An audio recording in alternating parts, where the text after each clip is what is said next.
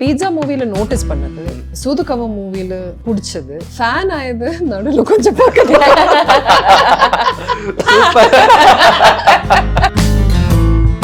எப்படிடா இந்த மனுஷன் இப்படி யோசிக்கிறாரு? நீங்க ஒரு ரொம்ப சாதாரணமா ஒரு கேள்வி கேட்பீங்க, ஆனா பதில் வந்து வேற ஏதோ உலகத்துல இருந்து வந்த மல்டிவர்ஸ்ல இருந்து இன்னொரு வெர்ஷன் பேசுற மாதிரி பேசிட்டு இருப்பாரு.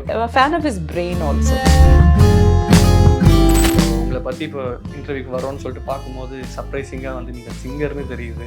ஐயோ சர்ப்ரைசிங்கா.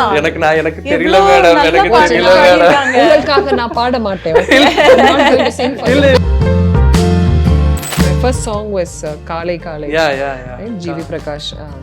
A fun experience. But அந்த டைம்ல எனக்கு சிம்பு யாருன்னு எனக்கு அவ்வளவு தெரியாது. ஃபார்முலாவை உடைச்சு இன்னும் வேற வேற கேரக்டர்ஸ் யோசிக்கிறதுக்கு கட்டாயப்படுத்துறாரு. அதனால அவரோட அந்த ஒரு டிசிஷன்னால சினிமாவே இம்ப்ரூவ் ஆகுது. Rightly sir. ஃபீமேல்ஸ்னா என்ன, ஒரு கேர்ள் நெக்ஸ்ட் டோர், என்னன்னா ஒரு டீச்சர், என்னோட டாக்டர், மதர், சிஸ்டர், இதுதான் வந்துட்டே இருக்கும் சுத்தி சுத்தி சுத்தி. சேம் திங், குலுக்கி டைஸ் போட்ட மாதிரி. ஸோ மலையாளம் இண்டஸ்ட்ரி இப்போ டாக் ஆஃப் தி டவுனா இருக்கு. எல்லாருமே அதை பார்த்து மெஸ்மரைஸ் ஆகுறாங்க. அந்த ஃபீல் எப்படி இருக்கு உங்களுக்கு? Good feel. I mean we were always Annalakshmi மட்டும் என் கூட இருந்தா நான் இந்த இடத்துக்கு வந்திருக்க மாட்டேன், என்ன பெத்தா என் சாமி அப்படின்லாம் கொஞ்சம் மிமிக்ரி பண்ணுவீங்க. சினிமா இண்டஸ்ட்ரியில இருக்கிறவங்க, அவருக்கு கமல் சார் கொஞ்சம் பேர் தெரியும். So they used to always tell me, Mamta, you should hang out with Kamal sir, you both will get along very well. I'm like, why are you saying that?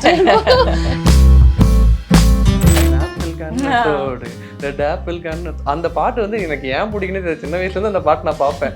நிறைய பேர் அந்த பாட்டு பிடிக்கும்னு சொல்லியிருக்காங்க. எனக்குமே ரொம்ப பிடிச்ச பாட்டு.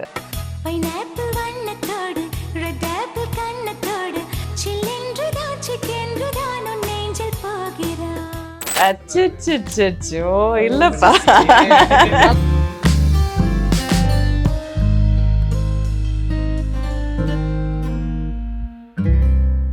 Retire ஆயாச்சா?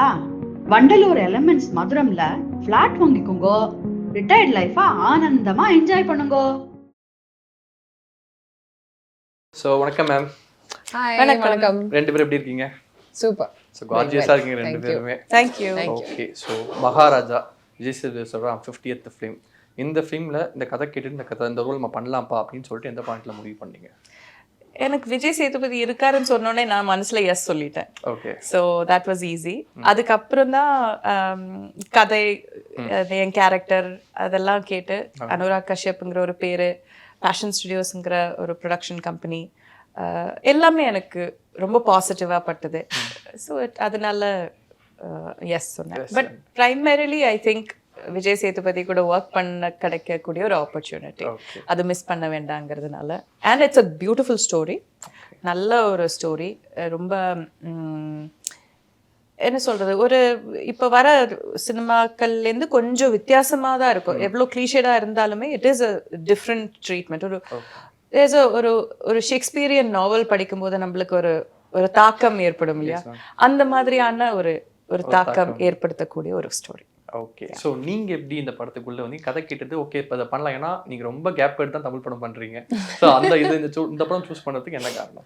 When Nithilan told me the thread, I really liked it. Number 2, Vijay Sethupathi sir. Okay. Why would I let that go by? I'm a mad fan of his. Okay. Third, Nithilan's short movie was sent to me. And there is a treatment style for a very normal story. It's a very small story. First of all, it's a short film. Then the story's thread is very normal. Not a story that I've not heard before. நிறைய அந்த மாதிரி movies பார்த்துருக்கேன். ஆனால் அந்த கிளைமேக்ஸை கொண்டு வர ஒரு விதம் இருக்குல்ல, ஒரு ரூட், அது ரொம்ப ஃப்ரெஷ்ஷாக இருந்துச்சு. அண்ட் இந்த மூவிக்கு நான் உள்ளே வரும்போது எனக்கு கடைசி வரைக்கும் அந்த கிளைமேக்ஸ் என்ன இருக்கும், எப்படி இருக்கும்னு எனக்கு தெரியாது. ஏன்னா ஃபுல் ஸ்டோரி எனக்கு க்ளீனாக தெரியாது, அந்த the path right to the climax. But by the time I finish the shoot of the film, I got to know, போக போக எனக்கு என்ன கதைன்னு எனக்கு இதுதான் கிளைமேக்ஸ்ன்னு புரிஞ்சிச்சு. ஏன்னா கிளைமேக்ஸ் இருக்குன்னா, so I'm there in the climax as well. So I got to know what the story is. But when I watched the movie, I was just எனக்கு ஒரு 2-3 days அப்படி அந்த மூவில இருந்தது. அபிராமி சொன்ன மாதிரி ஒரு lasting impact emotionally. I felt very happy to be, very proud to be a part of Maharaja. Okay. So I'm extremely excited. இந்த மாதிரி ஒரு feeling எப்பவுமே கிடைக்காது. சூப்பர். என் careerலே one of the best films னு சொல்லலாம். Okay. It is definitely a beautiful craft that Nithilan has put out. And Sethu saroda 50th film அமைஞ்சிருக்கு இது. So you know, it's just all, it was meant to be. Okay. And I was meant to be on this film. Okay. And work with some amazing people. Okay. So நீங்க சொல்லும்போது எனக்கு தெரியுது, பொதுவாக ஒரு படங்கள் பார்த்தா ஜஸ்ட் அந்த படத்தை பார்த்தோம்னு இல்லாமல் ஒரு 3 நாளைக்கு இந்த படம் மண்டியில் ஓடிச்சுன்னா அது பெரிய தாக்கமாக இருக்கும். கிட்டத்தட்ட ஒரு 10 வருஷம் ஆனால் கூட டேய் இல்லடா இந்த படம் அது வேற ஒரு ஃபீல்டா அப்படிங்கிற ஒரு ஃபீல் கொடுக்கும். கண்டிப்பாக அந்த படம் நீங்க உங்களுக்கு கிடைச்சமா அந்த ஃபீல் எங்களுக்கும் கிடைக்கும் நாங்கள் நம்புறோம். கண்டிப்பா. ஸோ ட்ரெய்லர் பார்க்கும்போது வந்து ஒரு விஷயம் வந்து இந்த லக்ஷ்மினா என்னங்கிற ஒரு விஷயம் வந்து செம்ம கியூரியஸா இருக்கு. நீங்க அதை ரிவீல் பண்ணவே வேணாம். ஆனா அந்த விஷயம் இந்த படத்துக்கு எவ்வளவு முக்கியமா இருக்கும்னு நினைக்கிறீங்க? அந்த விஷயம் தான் அந்த படத்தை கொண்டு போக போகுதுன்னு தெரியும். பட் அது எவ்வளவு நல்லா இருக்கும்னு நினைக்கிறீங்க அந்த பிளே? அது ஒரு 5% of the film. அவ்வளவுதான். அவ்வளவுதான். அந்த லக்ஷ்மி சால்வ் பண்ணீங்கன்னா உங்களுக்கு சால்வ் பண்றதுக்கு இன்னொரு 1000 பசில்ஸ் இருக்குது. ஐயோ நான் அது ஒண்ணுதான் டிராவல் ஆகும் நினைச்சேன். அச்சச்சோ இல்ல அது தூம மட்டும். ஆமா ஐஸ்பர்க் மேல துருண்டு தானே தெரியும். கீழ எவ்வளவு இருக்கும். ஆமா இருக்கும். ஓகே அந்த மாதிரி இருக்கு. ஓகே சோ நீங்க ரெண்டு பேருமே இந்த படம் நீங்க ஹுக் ஆயிடுச்சுல. ஆயிடுச்சு. அதுதான் அந்த ட்ரெய்லரோட மோட்டிவ். ஓகே ஓகே நான் வந்து என்ன நினைச்சேன், ஓகே இத வச்சு தான் படம் போகும் போல நினைச்சேன் நானு. அது வேற ஒரு விஷயம் இருக்கு. சரி ஓகே. நீங்க ரெண்டு பேருமே இந்த படம் ஒத்துக்கிறதுக்கு விஜய் சேது தான் காரணம்னு சொல்லிட்டு சொன்னீங்க. ஸோ எந்த படத்துல இருந்து நீங்க ரொம்ப ரசிக்க ஆரம்பிச்சீங்க as a fan அப்படின்னு சொல்லும்போது? For me possibly பண்ணையாரும் பத்மினியும். Okay. Pretty much from the start, and then Soodukavum was one of the biggest ones. Okay. அவரோட early work பார்த்திருக்கேன். இன்ஃபேக்ட் எனக்கு I have a memory, அவர் வந்து கீழ்பாக் ஏரியால தான் அவரோட வீடு இருக்கு. நான் ஒரு for a brief period of time நான் செட்பேட்ல இருந்தேன். ஸோ நான் அந்த ஏரியால வாக்கிங் போவேன். காலையில வாக்கிங் போகும்போது அவர் I think he had a லான்சரோ அந்த மாதிரி ஏதோ ஒரு கார், ஒரு செடான் கார் இருந்தது, அதுல ஓட்டிட்டு போவாரு. அப்போ எனக்கு தெரியும் அவர் யாருன்னு தெரியும். ஆனா அவர் போகும்போது ஆளுங்க அவரை ரெக்கக்னைஸ் பண்ணும்போது at many times he will stop, அவர் சிக்னல்ல ஸ்டாப் பண்ணி ஹாய் சொல்லி நல்லா இருக்கீங்களான்னு பேசி அந்த காரு கிட்ட வந்து நின்று பேசுறவங்க கிட்ட இன்டராக்ட் பண்ணி அந்த மாதிரி பண்ணுவார். நான் நிறைய வாட்டி பார்த்துருக்கேன். பட் நான் ஐம் ஜஸ்ட் வாக்கிங் ஜாகிங் ஏதோ ஒன்று பண்ணிட்டு போவேன். But I have seen that multiple times. அப்போவே எனக்கு I felt like oh this guy ஏதோ ஒன்று இருக்கு இவர்கிட்ட ஸ்பெஷலாக இருக்கு. அண்ட் ஐ திங்க் அவரோட படங்கள் பிடிக்கும், பட் அவரோட இன்டர்வியூஸ் எனக்கு இன்னமும் பிடிக்கும்.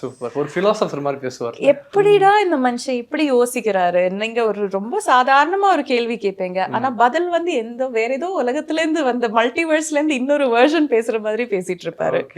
So I am a fan of his brain also. அவரோட மூளை அவர் எப்படி யோசிக்கிறாருங்கிறத விட ஒரு ஃபேன். சூப்பர். ஸோ எனக்கு அது கனெக்ட் ஆகுது. நானும் அந்த மாதிரி நிறைய இன்டர்வியூஸ் பார்த்து இந்த மனுஷன் இப்படி யோசிக்கிறாரு, நம்ம பெர்ஸ்பெக்டிவா மாத்திடுறாரு நம்ம பார்க்குற விஷயத்தை. அது ரொம்ப நல்லா இருந்தது. ஸோ உங்களுக்கு அவர் எந்த படத்துல ரொம்ப பிடிக்க ஆரம்பிச்சது? It's his life experiences that makes him like that. எனக்கு notice, so I would have watched Sethu sir's movie in pala order. Okay, because it's not in a continuum of his career or anything. Okay, according to releases. So I watched Pizza movie la notice பண்ணது, Soodukavum movie la பிடிச்சது. Notice பண்றதும் பிடிச்சதுனால தான். Okay, ஆனா notice பண்ணது பீட்சால பிடிச்சது Soodukavum. Respect தோணுது Seethakathi. Okay, and fan ஆயது நடுவில் கொஞ்சம் பக்கத்துல.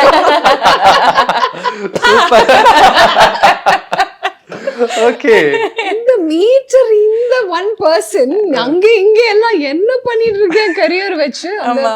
இந்த ஹீரோஸ்னு கூப்பிடும் போது கண்டிப்பா ஒரு பேட்டர்ன் இருக்கு. ஒரே விதம் ஒரே ஃபார்முலா பண்ணிட்டு இருக்கேன், அவருக்கே போர் அடிக்காதா? இந்த மாதிரி எல்லாம் கேள்வி எனக்கு வந்துட்டே இருக்கும். ஏன்னா எனக்கு இன்ஸ்பிரேஷனா தோணணும், ரைட்? எனக்கு if I have to continue doing cinema, நான் எதுக்கு பண்ணணும்?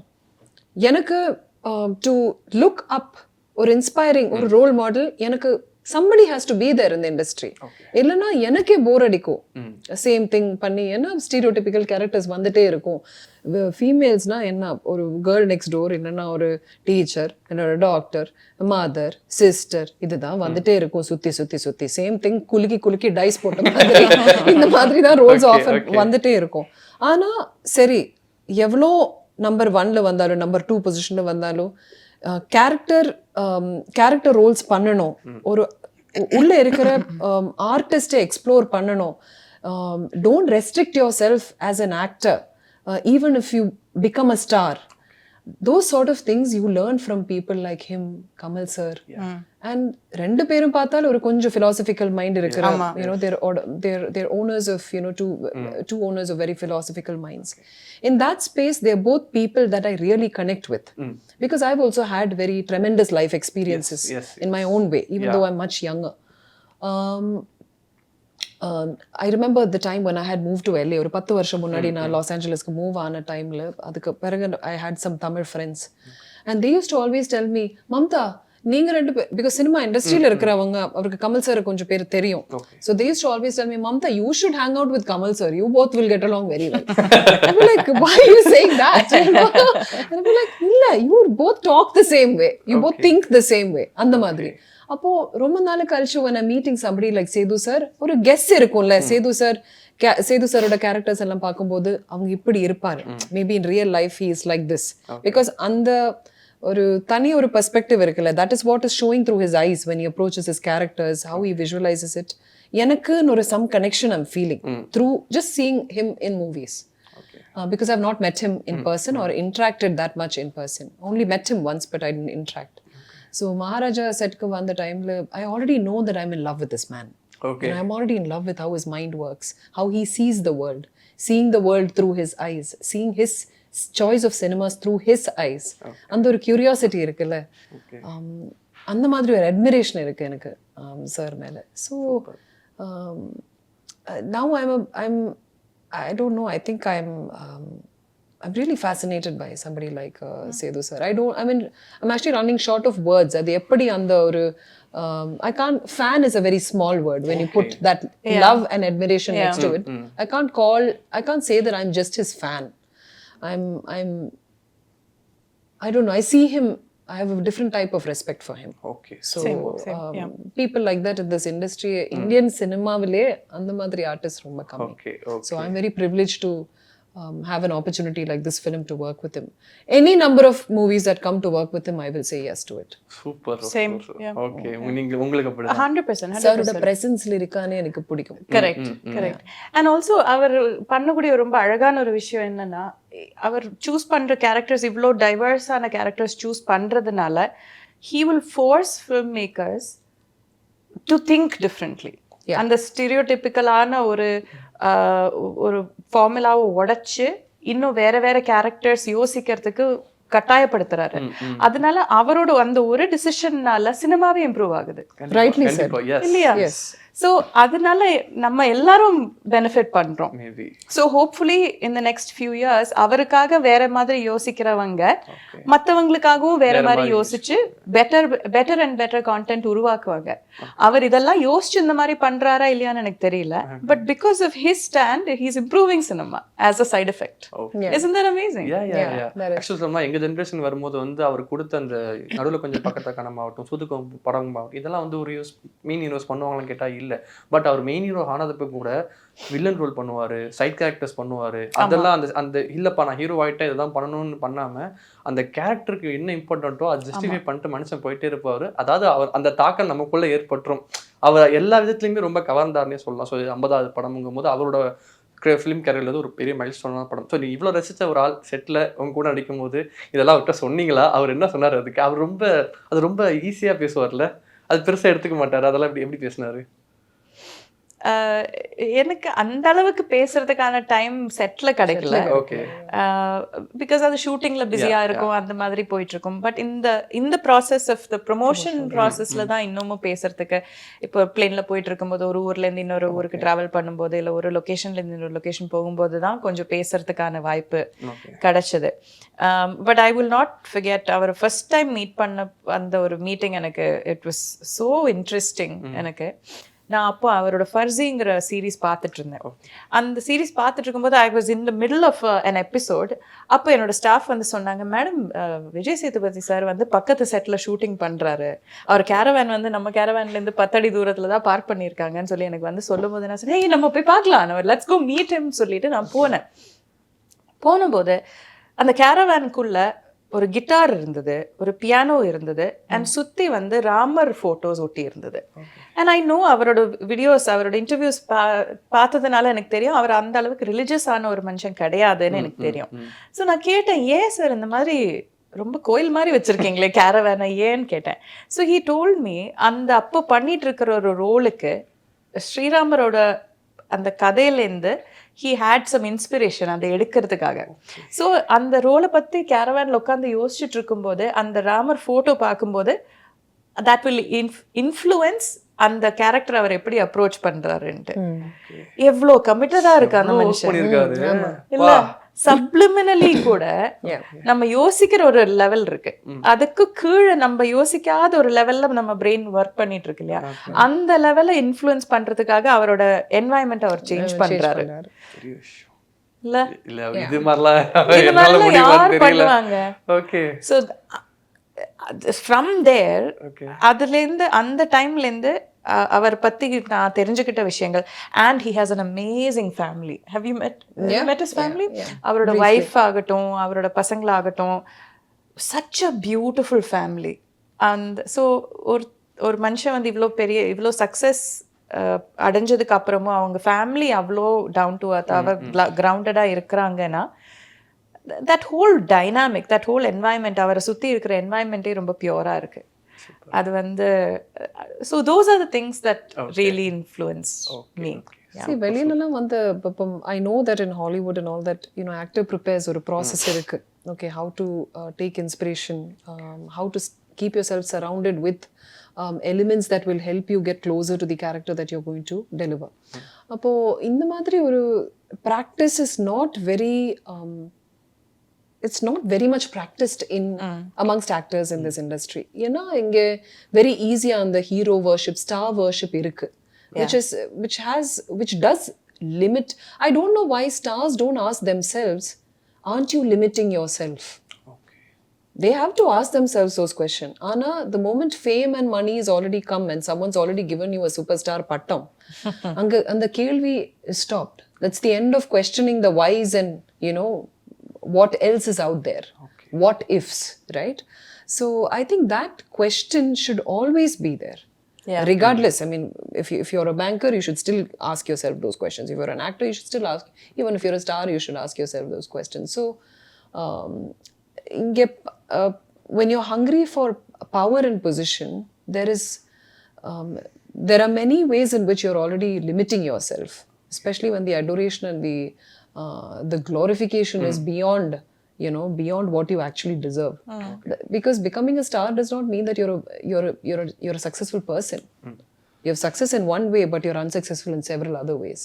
அப்போ அந்த லைஃப்ல இருக்கிற எல்லா, you know, all my whatever limbs I have, everything strengthen பண்ணணும்னு இருக்கிற ஒரு thing, they forget about it. You know, they just focus on one, and that is not enough to survive. You know, that's not enough. Then your life is not whole. நீங்க full life experience பண்ணல, இந்த பூமி தொட்டு வாழல, you know. So those sort of things, அந்த விஷயத்துல தான் someone like Vijay Sethupathi and all are very, very unique and different. You know, and I think it's very nice to continuously be influenced by people like that. And then the more you question yourself, you realize that everything is so trivial. Life is very, very simple. You know? Everything is very, very simple. Yeah. Super. So actually சொல்ல போனால் அந்த நம்ம interview ஆரம்பிக்கிறதுக்கு முன்னாடி 2 பேரும் மலையாளத்தில் பேசிட்டு இருந்தீங்க, கரெக்டா? மேபி நான் இன்னும் ஒரு 3 years பேக் நான் அதை பார்த்துருந்தேன், எனக்கு புரிஞ்சிருக்காது நீங்கள் என்ன பேசுனீங்க சொல்லிட்டு. பட் இப்போ எனக்கு நீங்கள் என்ன பேசுனீங்க அது புரியும். காரணம் மலையாள இண்டஸ்ட்ரி தான் காரணம். தொடர்ந்து வந்த படங்கள், அவங்க கொடுத்த விஷயங்கள், பிரேமம் பார்த்துருக்கோம். பிரேமம் மோர் ஆஃப்லஸ் வந்து கொஞ்சம் தமிழ் கலந்து வரதுனால பார்த்தாச்சு. அதுக்கப்புறம் லாக்டவுன் பெரிய ஆப்பர்ச்சுனிட்டியாக இருந்துச்சு நிறைய மலையாள படங்கள் பார்க்கறதுக்கு. ரொம்ப நல்ல படங்கள், வாழ்வியலுக்கான படங்கள் கொடுக்குறாங்க. அப்படிங்கும்போது இப்போ ரீசெண்டாக தான் எல்லாருமே பிரேமலு, ஆவேஷம், ஆடு ஜீவிதம் அப்படின்னு மஞ்சுவல் பாய்ஸ் எல்லாருமே சொல்றாங்க. ஆனால் அப்பையிலேருந்தே அங்கே வந்து நல்ல நல்ல படங்கள் எடுத்துக்கிட்டு இருக்காங்க. ஸோ மலையாள இண்டஸ்ட்ரி இப்போ டாக் ஆஃப் தி டவுனாக இருக்கு. எல்லாருமே அதை பார்த்து மெஸ்மரைஸ் ஆகுறாங்கல்ல, அந்த ஃபீல் எப்படி இருக்கு உங்களுக்கு? Good feel. I mean, we were always proud of the kind of content that we put out. We were always proud, and we always knew that we had a unique way of telling stories, and we always, as long as Malayalam stayed true to its original way of storytelling, we have always done well. நடுவுல கொஞ்சம் ஒரு period இருந்துச்சு, late 90s beginning 2000ல we were trying to mimic the making of Tamil and Telugu films, or even maybe Bollywood. I don't know what we were trying to do. Formula, following the formula try பண்ணியாச்சு நிறைய. அது எல்லாமே இல்ல, ஆனா majority of the films were failing. It was a dull period for Malayalam cinema. Once again, we revived ourselves by writing original scripts, doing what we always used to do. But what is interesting now is evolution of cinema has happened. Evolution of how we display films, right? How films are shown has changed. We have got multiple platforms on which we can community viewing irukku, private viewing irukku, through digital, and multiple ways where our films can reach the world. And in fact, I was surprised even before we came to this side of things. I did a film called Forensic back in 2019, right? And pre-COVID. COVID is one of the biggest things that forced people to come to TV screens, like you said, right? To TV screens to consume world content. But prior to that, I was surprised that Forensic, which released literally a week before lockdown, the film released in the States, and I watched it in Simi Valley in California, because that was the only theater that was playing it in Southern California. And I was surprised to see one whole row full of white people come for the film. Trailer YouTube la paathuட்டு vandom. Oh, super. How why? COVID, it's not even here. Okay, they've not started seeing outside the world or thinking outside the box yet. But there was some white people who came to watch the film. I was surprised. I was like, what made you come for this film? I said, we felt the trailer was really cool and check it out. I was like, all right, what do you think about it? It was cool, man. It was cool. I was like, all right, okay, we've got world audience, So something irukku, narrative style, there is some truth to the kind of characters that I don't know what it is, I'm very happy, I'm very proud. And I think more films, we're getting experimental. I think again to Khan's one film was taken with Malayali actors in it. Our actors as well as technicians have actually traveled very far, and they were always a huge reason for other industries to thrive as well. Be it Bombay, be it நிறைய technicians இப்போ Tamil Telugu எல்லாம் இருந்துச்சு. ஆனா இப்போ collectively we are getting a little piece of that cake. We're still a small and humble industry. But slightly our budgets are improving to make little more cushion irukku konjam nalla content create pandradhukku. So streaming is definitely one of the biggest reasons for that, because we are able to leverage on the reach that we get to increase, because it's a give and take alla. அங்கே இப்போ reach இன்னும் maximise ஆகும்போது அங்கே இந்த budget இங்கே இன்னும் கிடைக்கும் content create பண்ணுறதுக்கு. So people are willing to take some more risk in Malayalam. It's not like before. We used to confine to 2 crores to make a film. 3 crores, 50 lakhs kuda oru movie pannirukku. Yeah. So that's we're proud Malayalis. Yeah, Malayali. Okay. அதுல இன்னொரு சூப்பரான விஷயம்னா படம் எதுவுமே டப்பா ஆகல. மலையாளத்துல பாக்குறாங்க, மலையாளம் பாக்குறாங்க, மலையாள டைலாக்ஸ் பேசுறாங்க. எல்லாருமே இப்ப எங்க பார்த்தாலும் ஆஃபீஸ் காலேஜ்ல பார்த்தா ஏண்டா மோனே நல்ல இன்க்ளூஷன் உண்டு. a lot of inclusion in இப்ப நீங்க சொன்ன ரெண்டு பெரிய படங்கள்லயுமே there is a lot of other language. இப்ப தமிழ் நிறைய வருது, இல்ல தெலுங்கு நிறைய. இப்ப பிரேமலு நிறைய ஒரு படத்துல Telugu it's a part of the premise of the movie. So அது I think அது அவ்வளவு செக்யூரா இருந்தாதான் அது இன்னொரு இடத்துல போய் அந்த கதையும் இந்த கதையும் சேர்த்து சொல்ல முடியும். And I think historically also கேரளாவோட ஹிஸ்ட்ரி ரொம்ப யூனிக்கா இருக்கும். அதோட நீங்க கல்ச்சுரல் இது பார்த்தீங்கன்னா மேக்ஸிமம் ரிலிஜன் ரெப்ரசன்டேஷன் அங்கே இருக்கும். ஸோ டிஃப்ரெண்ட் பெர்ஸ்பெக்டிவ்ஸ்ல இருந்து கதைகள் வரும். மெட்ரிலீனியல் சொசைட்டி ரொம்ப காலத்துலேருந்து இருந்தது. ஸோ அதனால இது வந்து இன்ஃப்ளூயன்ஸ் ஆகும், ஸ்டோரிஸ் வந்து இன்ஃப்ளூயன்ஸ் ஆகும். ஸோ நிறைய யூனிக் ஆஸ்பெக்ட்ஸ் கேரளாவுக்கே இருக்கு. ஸோ இத்தினோண்டு தான் இருக்கும் ஸ்டேட்டு, ஆனால் அந்த யுனிக்னஸ் ஹிஸ்டாரிக்கலி ரொம்ப இருந்திருக்கு. ஸோ அதனாலையும் ஐ திங்க் அந்த ஸ்டோரியோட யூனிக்னஸ், அது what is art is a reflection of life இல்லையா? ஸோ அந்த ஐ திங்க் இட் இஸ் அது கூட இருக்குன்னு நினைக்கிறேன். ஓகே.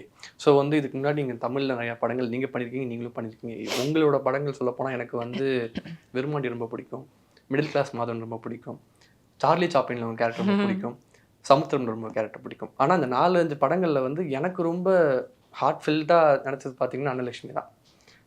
ஒரு பக்கம் கமல் சார் வந்து அபிராமின்னு சொன்னா கூட அதுவும் உங்க பேர் தான். இன்னொரு எனக்கு தெரிஞ்சு வேற எந்த படங்களும் வந்து அவர் ஹீரோயின் பேர் அவ்வளோ பெக்குலரா சொல்லி ஒரு ஃபீல் பண்ணாம எனக்கு தெரியல. அன்னலட்சுமி மட்டும் என் கூட இருந்தா நான் இந்த இடத்துக்கு வந்திருக்க மாட்டேன், என்னை பெத்தா என் சாமி அப்படின்லாம் கொஞ்சம் மிமிக்ரி பண்ணுவீங்க. இந்த இடத்துல இப்படிதான் ஃபீல் பண்ணிக்கிறோம், அப்படியே மாதிரி பேசுவோம் அப்படிங்கிற மாதிரி பேசுவோம். ஆக்சுவலி உங்களையெல்லாம் கூட பண்ணிருக்கேன். நான் சண்டனுக்குலாம் வாக்கப்பட மாட்டேன், நான் மகாராணிக்கா பெரிய இடத்துல வேலை போறேன் அப்படிங்கிற மாதிரிலாம் ஒரு ஸ்லாங் பேசுவீங்க. சூப்பரா இருக்கும். ஸோ அந்த படம் இப்படி உங்களை அந்த ஒரு படம் இருக்குல்ல, அந்த படம் இவ்வளோ 20 வருஷம் ஆயிடுச்சு எடுத்துட்டு. அந்த படம் இன்னும் பேசுறதுக்கு எப்படி பாக்குறீங்க? அந்த கேரக்டர் கிடைச்சது லைஃப் டைம் கேரக்டர் இல்லது உங்களுக்கு?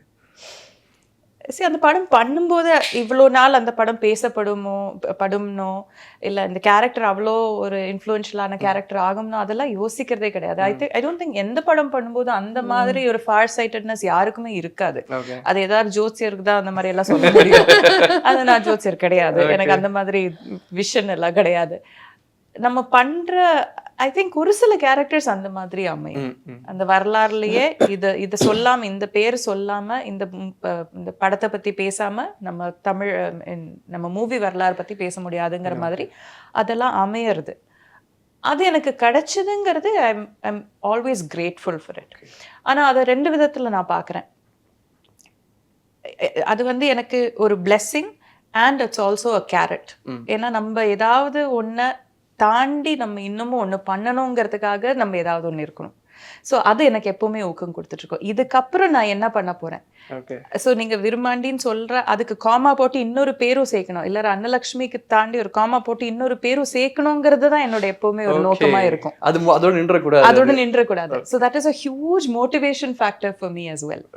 ஸோ அது வேணும்னா பண்ணிட்டேன்டா போதும் அப்படின்னு உட்காந்து, பட் அது எனக்கு வேண்டாம், அதை தாண்டி அடுத்தது என்னன்னு பாக்குறதுக்கான ஒரு பெரிய ஊக்கம் கூட அது. Okay okay. ஸோ நீங்கள் அதே மாதிரி வந்து சிவப்பதிகாரம் படம் பார்த்தப்ப எனக்கு லிட்டில் உங்க மேலே க்ரஷே வந்துருச்சு. நீங்கள் விஷால் சார் நினைக்கிற கான்வர்சேஷன் பார்த்துட்டு இப்படி இருந்தா எப்படி வராது இல்ல அதை சொன்னா நல்லா இருக்காது நான் அப்ப அப்படின்னு.